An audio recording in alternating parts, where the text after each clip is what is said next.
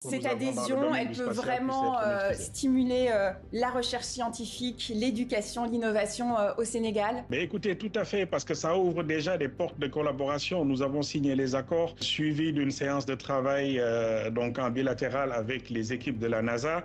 Nous sommes en train de travailler sur des projets assez ambitieux au niveau de l'agence autour de l'agriculture de précision, donc avec l'utilisation des satellites. Et nous envisageons donc de renforcer la coopération qui existait déjà avec la NASA à partir donc de la signature de ces accords Artemis. Space belongs to all humanity. Space is for everyone. Mais il en est de même pour l'ensemble des pays qui sont signataires. Ça crée tout de suite une dynamique de collaboration.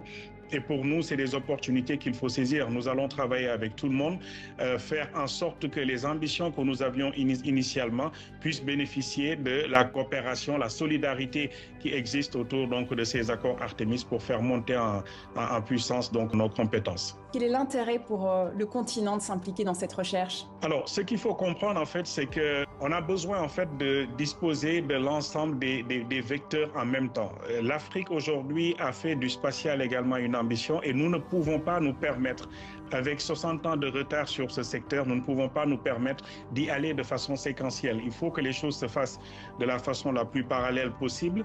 Ça veut dire quoi? Ça veut dire qu'il faut qu'on travaille à disposer des meilleures infrastructures au sol pour le continent africain. Il faut qu'on travaille à faire en sorte que les générations futures s'intéressent au spatial. Il faut qu'on travaille également à la coopération parce qu'au final, en fait, ce n'est pas un luxe pour nous. Quand nous faisons du spatial, je l'ai rappelé lors de la signature des accords, quand nous faisons du spatial, ce n'est pas un luxe, c'est un outil de développement, c'est un outil pour le progrès humain tout simplement. Et dans ce cas de figure, j'ai cité l'agriculture, on en aura besoin pour pacifier un peu nos territoires. Vous voyez ce qui se passe dans certaines régions du continent. On a besoin aujourd'hui de l'usage des satellites pour alimenter l'intelligence dont nos forces de sécurité et de défense ont besoin pour pouvoir sécuriser notre continent. Nous avons besoin également, vous l'avez dit tout à l'heure dans un des documentaires qui vient de passer, les questions épidémiologiques. Il faut monitorer ce qui se passe sur le territoire pour la santé et ça, c'est grâce aux satellites que nous avons cette vue d'ensemble. Nous allons parler également de soutenir la bonne gouvernance, la gestion des territoires, comment nous allons faire l'aménagement de nos pays, de nos régions. Tout ça, en fait, c'est des idées de développement qui sont des urgences et il faut que le spatial puisse servir de levier de développement pour répondre à ces urgences. Un premier observatoire va être construit dans la ville de Khombole. Le télescope vient d'être acquis.